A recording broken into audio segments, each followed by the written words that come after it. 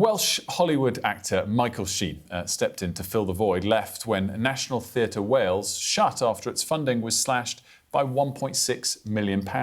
So Michael Sheen funded the opening of the new Welsh National Theatre. It's in Swansea, and also it's actually where he first learned to tread the boards as well.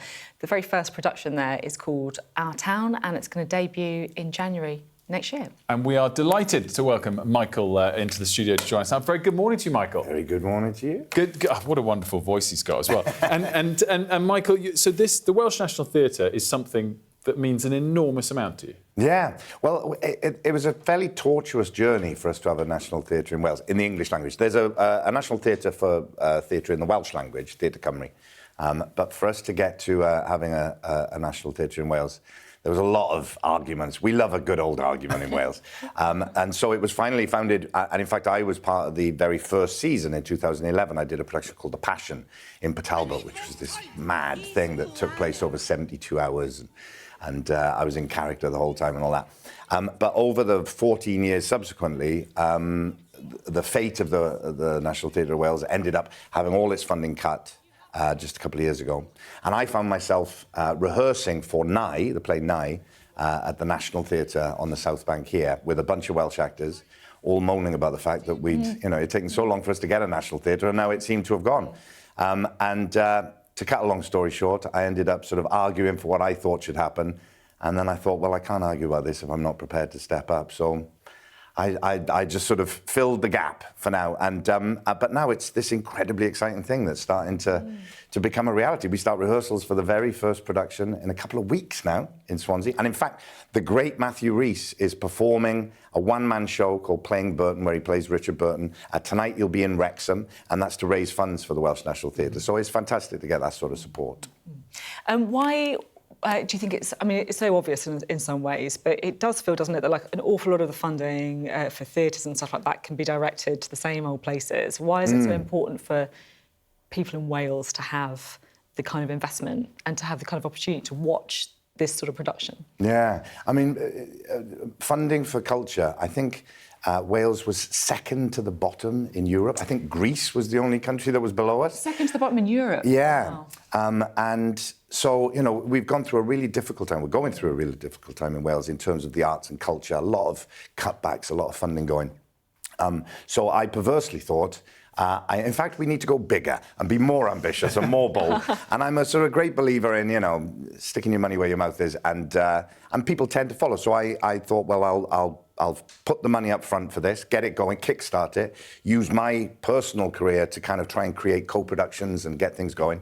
And then hopefully once the ball is rolling, you know, someone far more suitable than me will take it over. But for now, it's so important because, you know, we need to be able to tell our story to ourselves, share our story to ourselves as a culture, talk about where we've come from, why we're where we are, where we could possibly go, and then take that out to the world as well so that people can know what our story is.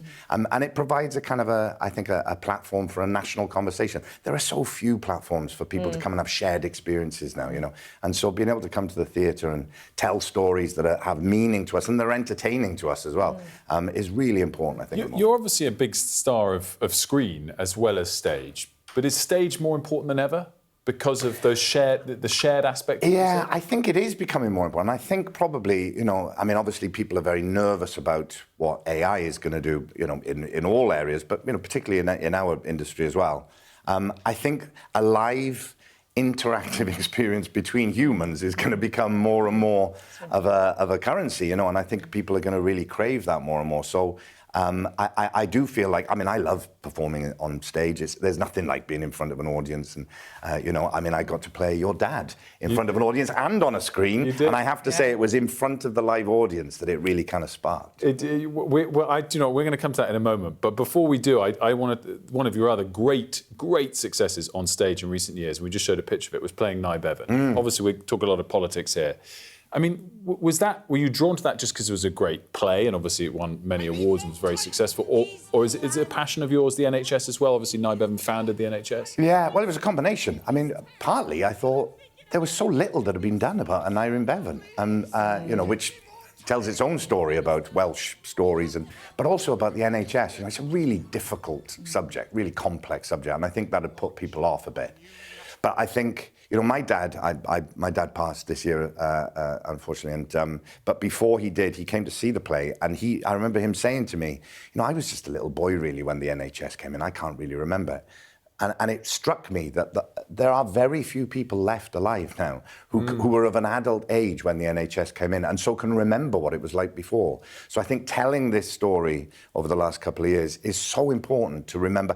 You know, of course, there are all kinds of arguments about what needs to change in the NHS, but to remember the values that underpinned it and what it could go back to. You know? Can I say, you know, we've got the budget coming up with, you know, taxes predicted to go up. Would you say that, you know, to fund the NHS, to secure the future of the NHS, taxes perhaps do need to go up a bit?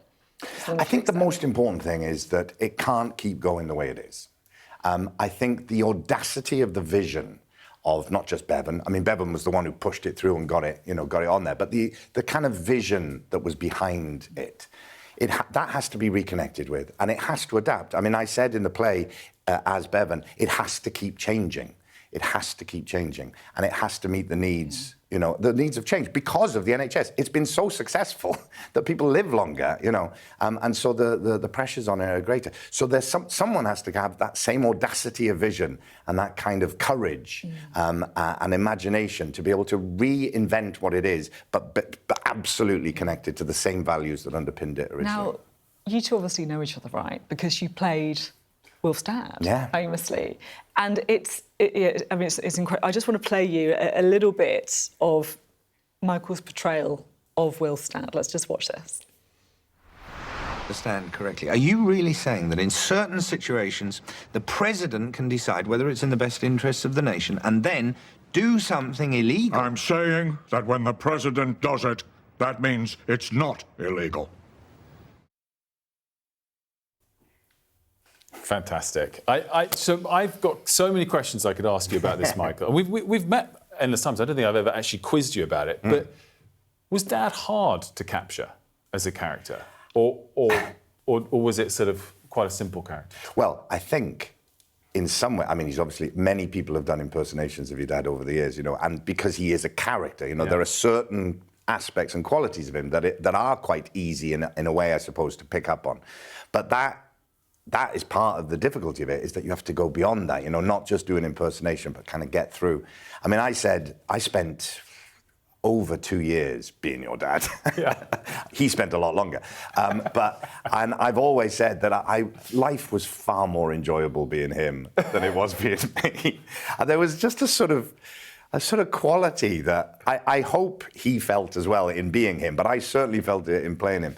Just life was just so much more fun and interesting. Well, he definitely lived life to the full. Yeah. And do you know what? You did a fantastic job doing it. It's not just me that thought that. Dad thought that. Oh. And I will say, because I was speaking to Mum and my brother before this, but, you know, to you, to Ron Howard, to Frank Langella, to Peter Morgan, you know, it gave Dad this amazing boost in what turned out to be the twilight of his life. So thank you, because you did a fantastic job. It was such a privilege to get to not only play him, but to spend a bit of time with him and to meet him as I did over those last few years. And he was just an extraordinary man, and he'd be so proud of you. Well, that's very sweet of you to say. Well, Michael, thank you so much. It's been a pleasure. Thanks so much for stopping by.